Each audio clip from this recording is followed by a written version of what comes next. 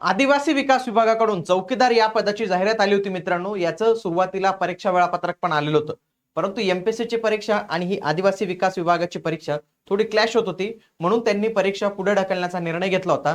आता 13 जुलै 2026 ला त्यांच्याकडून एक नवीन परिपत्रक आलेलं आहे आणि यानुसार आता त्यांनी एक नवीन परीक्षा तारीख जी आहे तर ती जाहीर केलेली आहे.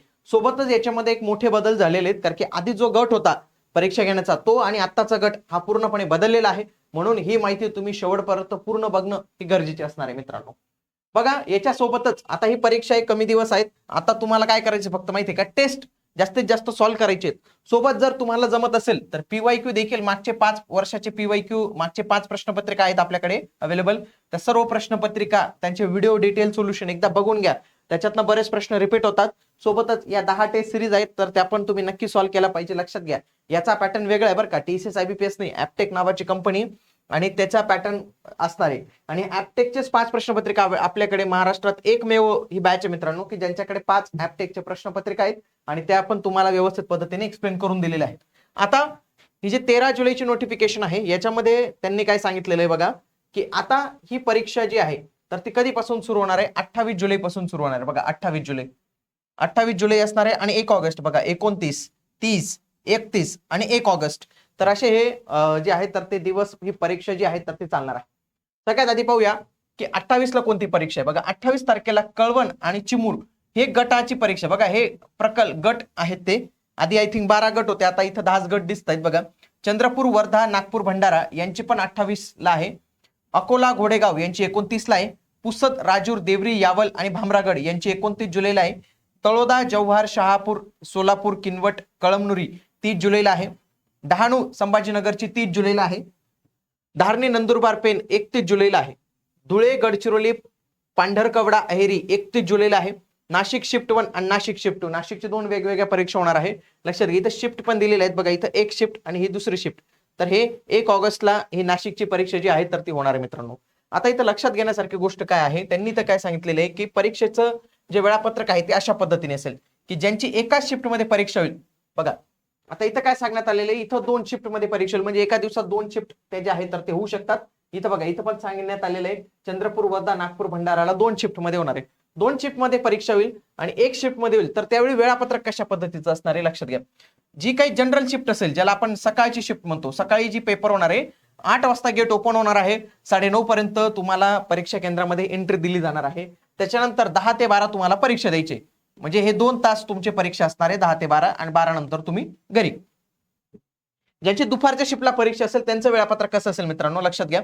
ज्यांचं दुपारी वगैरे असेल तर लक्षात घ्या, दुपारी 1 वाजता गेट ओपन होतील, दुपारी 2:30 वाजेपर्यंत गेट खुले राहतील, तोपर्यंत एंट्री भेटेल. 2:30 नंतर एंट्री भेटणार नाही.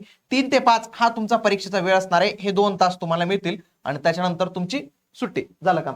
तर हे अशा पद्धतीने हे टाइम टेबल असणार आहे. परीक्षेचं जे हॉल तिकीट आहे, जेव्हा परीक्षेला 7 दिवस पेक्षा कमी दिवस बाकी असतील त्यावेळी तुमचे परीक्षेचं हॉल तिकीट जे आहे तर ते येणार आहे. आता याच्यात महत्वाची गोष्ट त्यांनी काय सांगितलेले हे लक्षात घ्या. ज्या उमेदवारांनी वरील गटानुसार त्या त्या प्रकल्प कार्यालयांसाठी स्वतंत्र अर्ज केला असेल त्यांची परीक्षा नमूद गटाप्रमाणे परीक्षा केंद्रावरील व त्यांचे प्रवेश पत्र सुद्धा वेगवेगळ्या गटानुसार उपलब्ध करून दिले जातील, याची त्यांना नोंद जी आहे तर ती घ्यायची आहे.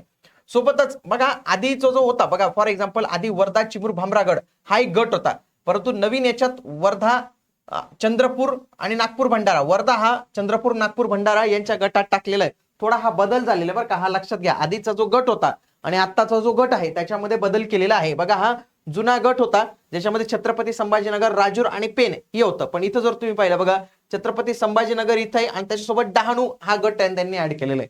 आता परीक्षा कशा पद्धतीने होईल हे तुम्ही समजून घ्या.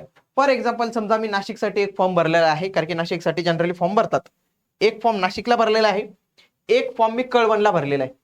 तर माझ्या किती परीक्षा होतील तर मित्रांनो तुमच्या 2 परीक्षा होतील. 2 परीक्षा होतील तुमच्या. 2 परीक्षा येतील, 2 हॉल तिकीट येतील.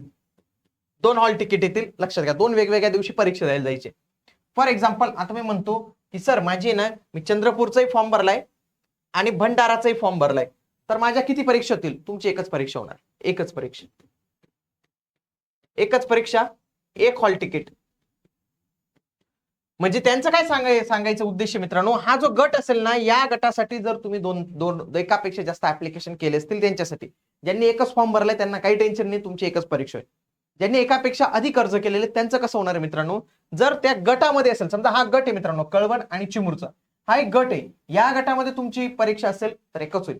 समजा एक भंडारा आहे, एक घोडेगाव आहे, एक संभाजीनगर फॉर्म भरला, एक नाशिक फॉर्म भरला, तुमचे किती परीक्षा होतील माहिती का, 4 परीक्षा होतील तुमच्या वेगवेगळ्या तारखेला बघा, 28, 29, 30 आणि 1 जर तुम्ही असे वेगवेगळे फॉर्म भरले असतील तर. मग जर एका गटात असतील तर तुमची परीक्षा एकच होणार आहे, वेगवेगळ्या गटात असतील तर तुमची परीक्षा वेगवेगळी होणार आहे. हा एक महत्वपूर्ण बदल जो आहे तर तो इथं तुम्ही समजून घेतला पाहिजे मित्रांनो. म्हणजे एका गटात किती अर्ज केली तर एकच परीक्षा होणार आहे, आणि वेगवेगळ्या गटात अर्ज केले तर वेगवेगळ्या परीक्षा आणि वेगवेगळी परीक्षा केंद्र तुम्हाला इथं पाहायला मिळू शकतात. आता टेस्ट जे आहे तर ती तुम्ही नक्की जॉईन करा, कारण की कमी वेळ उरलेला आहे, त्याच्यामध्ये आपली टेस्ट तुम्हाला चांगली मदत जी आहे तर ते करेलच. भेटूया पुढील व्हिडिओमध्ये, तोपर्यंत जय हिंद, जय महाराष्ट्र, धन्यवाद.